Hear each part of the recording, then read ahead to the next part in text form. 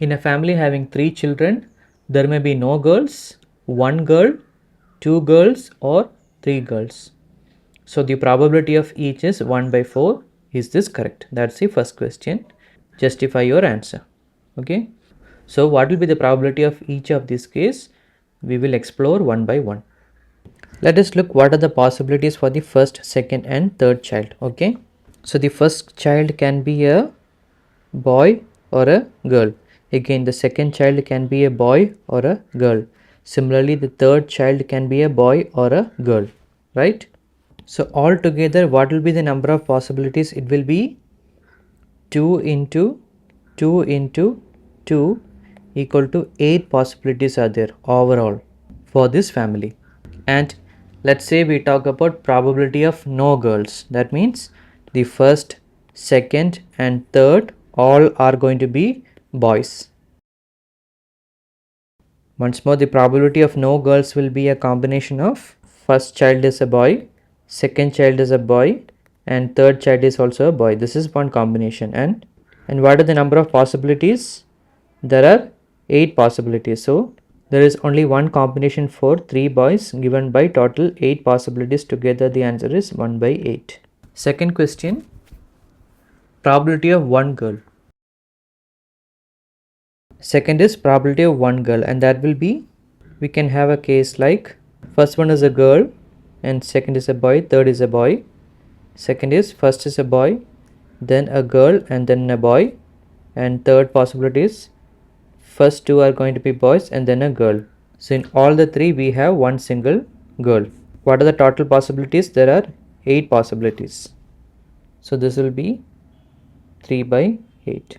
Next, probability of 2 girls. We can write as, can be first 2 as girls and then a boy, or then it could be a girl, then boy, then girl, or it could be a first child is boy and then 2 girls.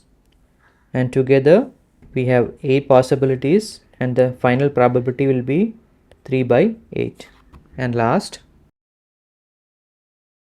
the probability of 3 girls.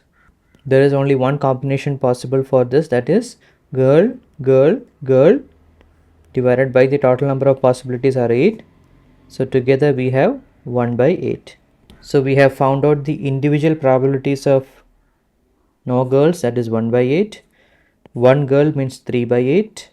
2 girls means 3 by 8 and 3 girls means 1 by 8. Okay. Now if you look at these possibilities, okay,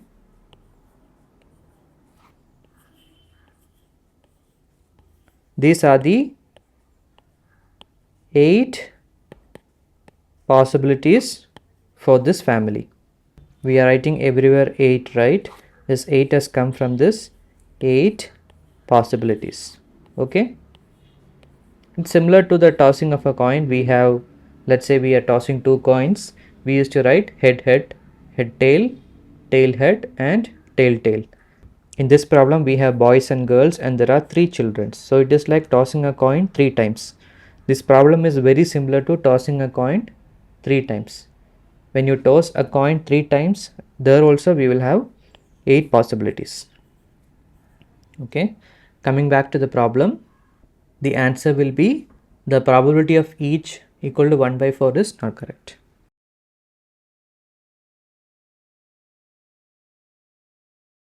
Coming back to the problem, the probability of each equal to 1 by 4 is going to be not correct. It is not correct. Why? We have just found out the individual probabilities of all the 4 cases, right? Now why this is not 1 by 4 for all the cases? The answer is each of these events, okay, each of these events are not equally likely, right?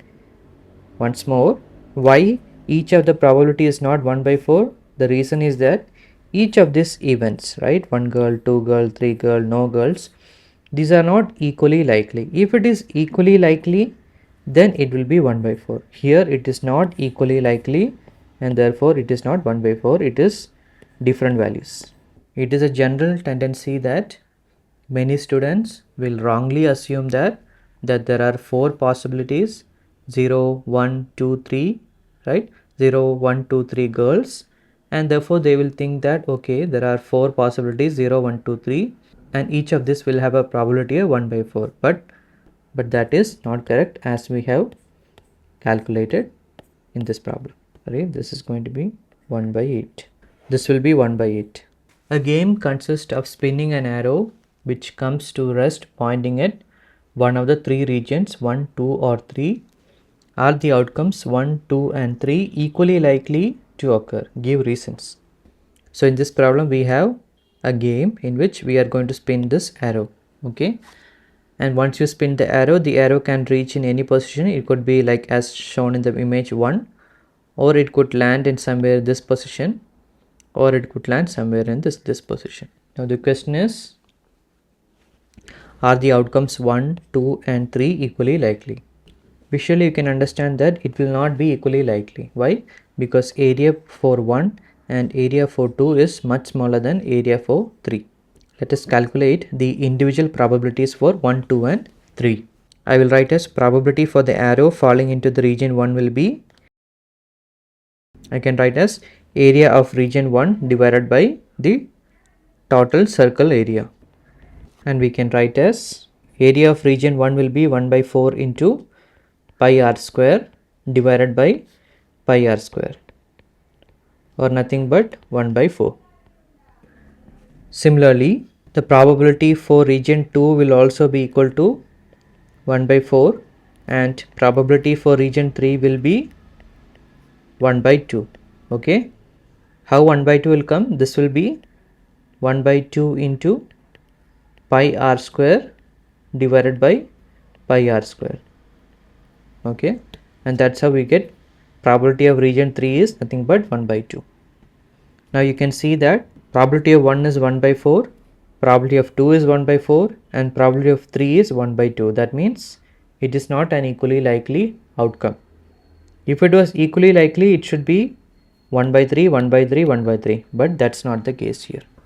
The next question is, Romeo throws 2 dice once and computes the product of the numbers appearing on the dice. Juliet throws 1 die and squares the number that appears on it. Who has the better chance of getting the number 36? Why it is so? So let us look at the probability for both Romeo and Juliet. What will be the probability for Romeo? Romeo is going to throw 2 dice. So let us first check what are the total number of possibilities for Romeo. When you throw 2 dice, the number of possible outcomes will be 36. Right? Each die has 6 possibilities, numbers 1 to 6, and when you throw 2 dice, you will have a total of 36 possible outcomes. So that is the total number of possibilities, 36. And what is the required event here? We need to get number 36, and that is possible only when we have 6 and 6 as the outcome. And 6 and 6 will only occur once, so that is 1 by 36. Now we will look at the probability for Juliet. Now Juliet is only going to throw a die once. So what are the possibilities she has? Only 6 possibilities. 6. And she is going to square the number that is appearing on the dice. Okay.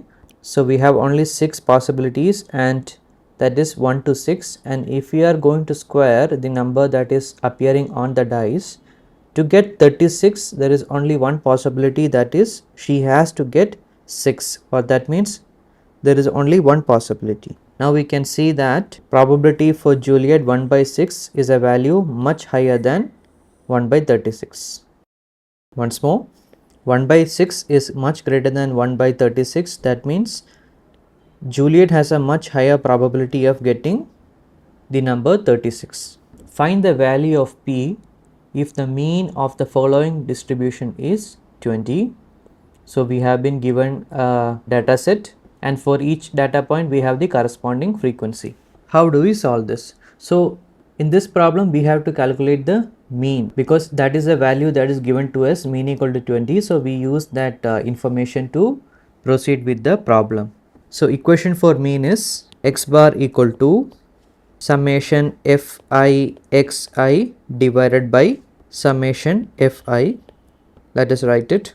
The first value will be 15 into 2, okay, plus 17 into 3 plus 19 into 4 plus 20 plus p into 5p plus 23 into 6 whole divided by 2 plus 3 plus 4 plus 5p plus 6. So let us rearrange. You will get 5p square plus 100p plus 295 divided by 5p plus 15, and this value is equal to 20. 20 is given in the question. So we will make the fraction into smaller form. In this entire term we can reduce by the factor 5. So we will get p square plus 20p plus 59 divided by p plus 3 is equal to 20. Further I will rearrange. I will get 20p plus 60 is equal to p square plus 20p plus 59. We can see that this 20p and this 20p will get reduced. 60 minus 59 you will get, and so we will obtain p square equal to 1 implies p equal to 1. The answer to the given problem is p equal to 1. The daily income of a sample of 50 employees are tabulated as follows. So we have a table of several classes of income and corresponding number of employees. Find the mean daily income of employees. Now you can see that the intervals are in discrete form. It is not in a continuous form. For example, the first class is 1 to 200, and then it is 201 to 400, and then it is 401 to 600, and so on. How do we solve this? Let us first convert this into the tabular form and then we will proceed. Okay. Here some of you may have a doubt that do we have to convert this 1 to 200, 201 to 400, all these into the continuous fashion? Actually you can do that, there is no harm in doing that, but in this problem it is not required. For example, you take the first class interval 1 to 200, okay. If you are going to convert this into the continuous fashion, how would this will come? It will be 0.5 to 200.5. I will write it.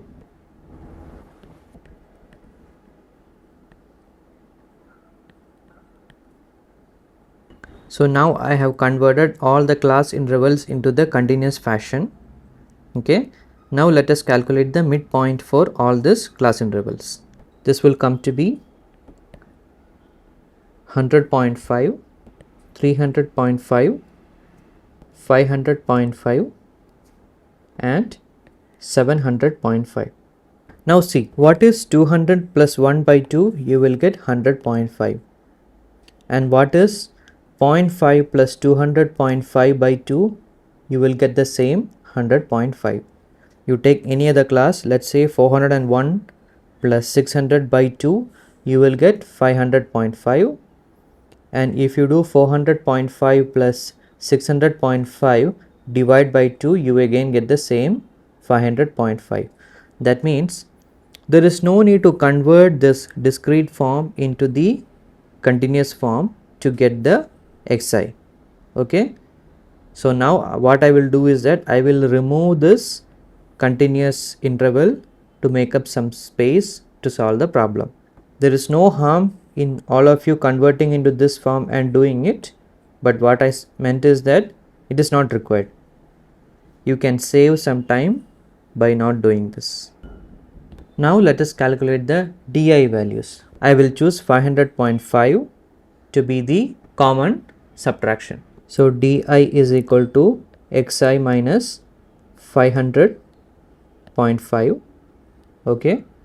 I will get minus 400 minus 200, 0 and 200. So let me write the ui value. I will write di by I will use 100 as the denominator.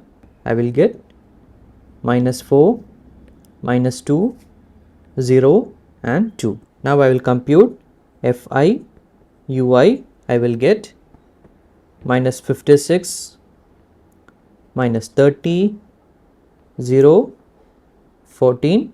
Let me find the summation values. I will get summation Fi is equal to 50 and summation Fi Ui I will get minus 72. So altogether I can compute the mean value as x bar is equal to a plus h into summation Fi Ui divided by n. So here a is 500.5 plus h I have taken as 100. Summation Fi Ui is going to be minus 72 divided by n is 50. That means x bar is equal to 356.5.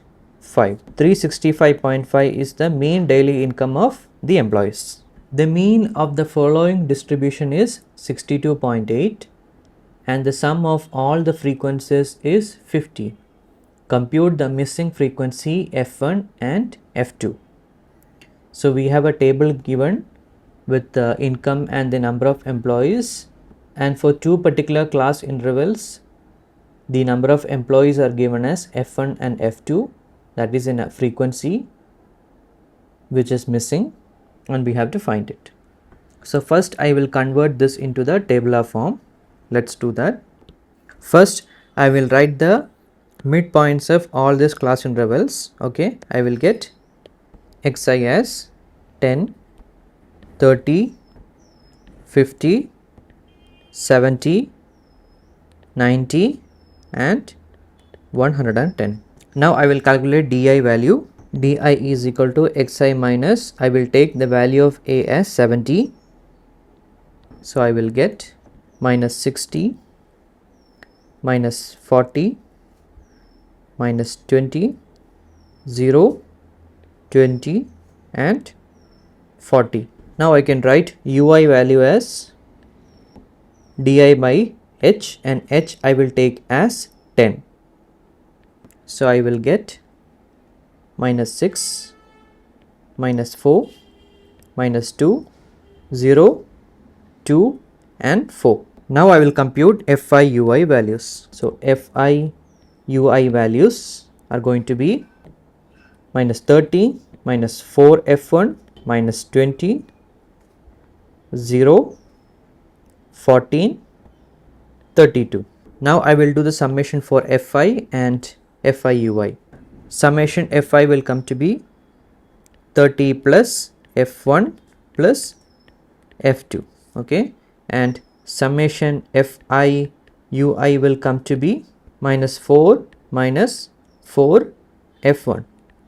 And one more thing, summation Fi is equal to 62.8. So now we have two equations. Okay, equation number 1 and one more equation, and using these two equations and the information provided in the question we have to find the value of F1 and F2.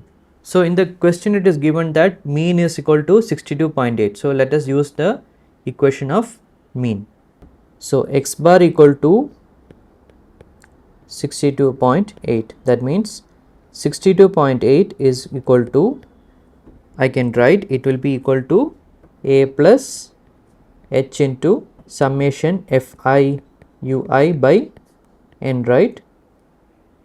And here I will substitute 62.8 is equal to a is, in this problem I have taken it as 70 and h I have taken it as 10 into summation Fi Ui is going to be minus 4 minus 4 F1 divided by, and summation n is going to be 50. There is a mistake, this is going to be 50. Okay, note I wrote earlier this equation wrong. It was supposed to be 50, I wrote 62.8. Okay, so correct it. So now let us come back to this equation and let us try to rearrange it. Okay, this entire equation has only one unknown value, that is f1 value, and we can compute it easily, and when you do it you will get f1 to be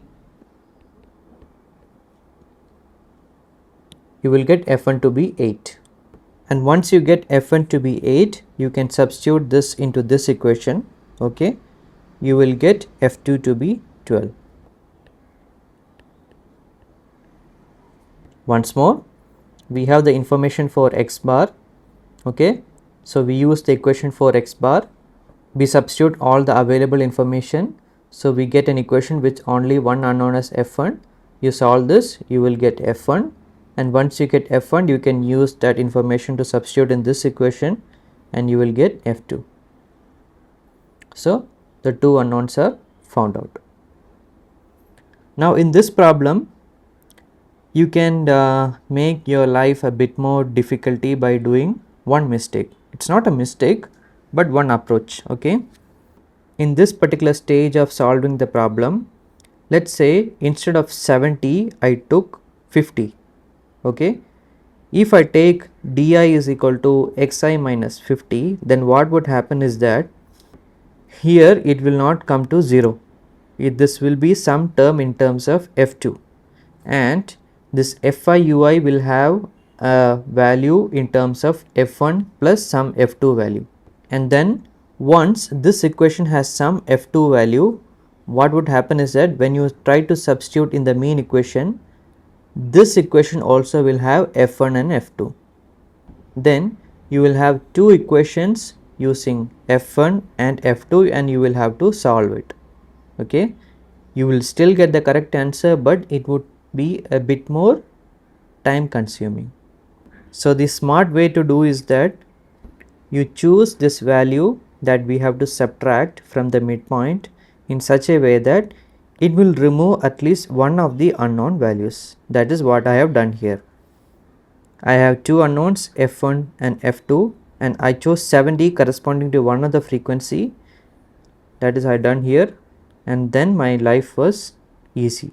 Okay, the mileage in kilometer per liter of 50 cars of the same model was tested by a manufacturer and details are tabulated as given below. We have a table giving mileage in different classes and the corresponding number of cars for particular classes. Find the mean mileage. The manufacturer claimed that the mileage of the model was 16 km per liter. Do you agree with the claim? It's a straightforward problem.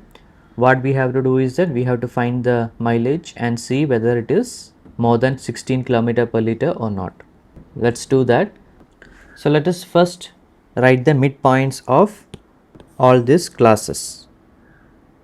So I can write for 10 to 12, I can write the midpoint as 11, then 13, then 15, and then 17.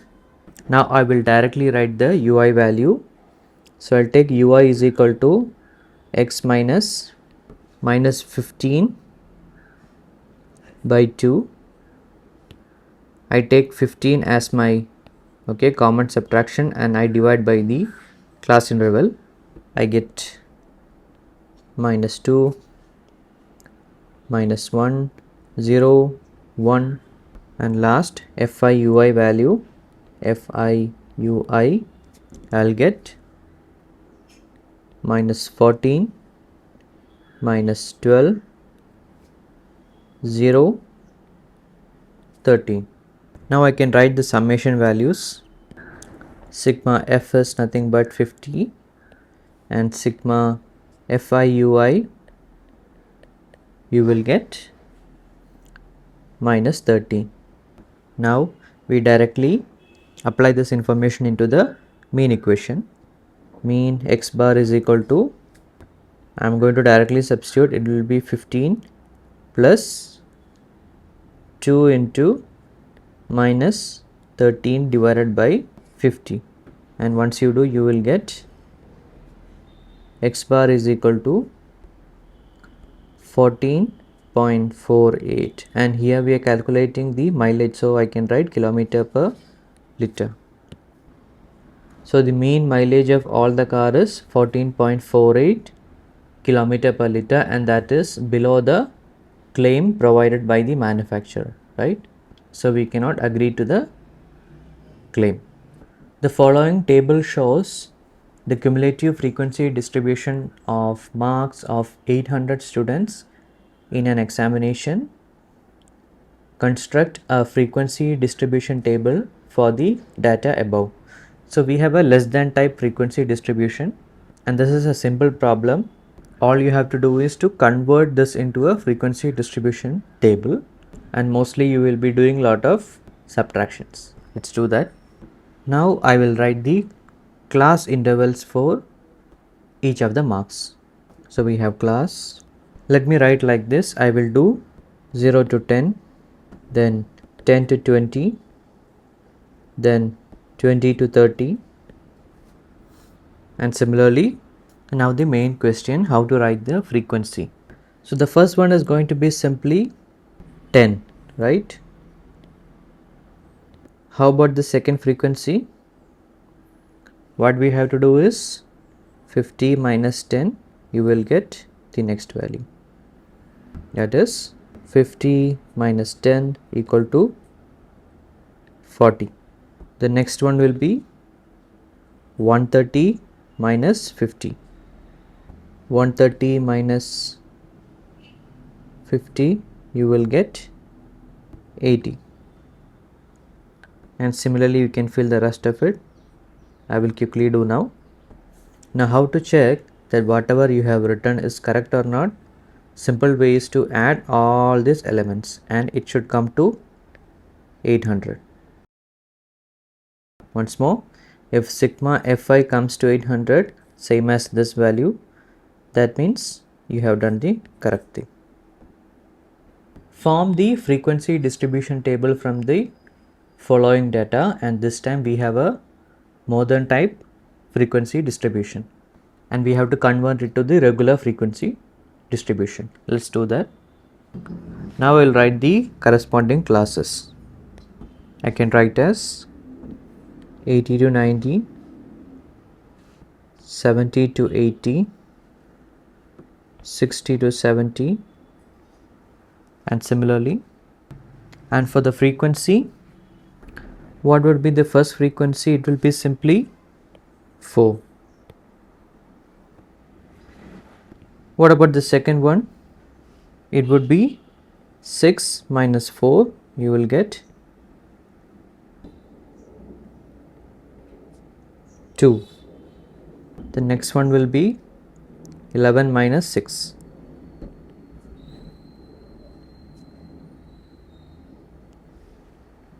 Now I'll write the rest of it.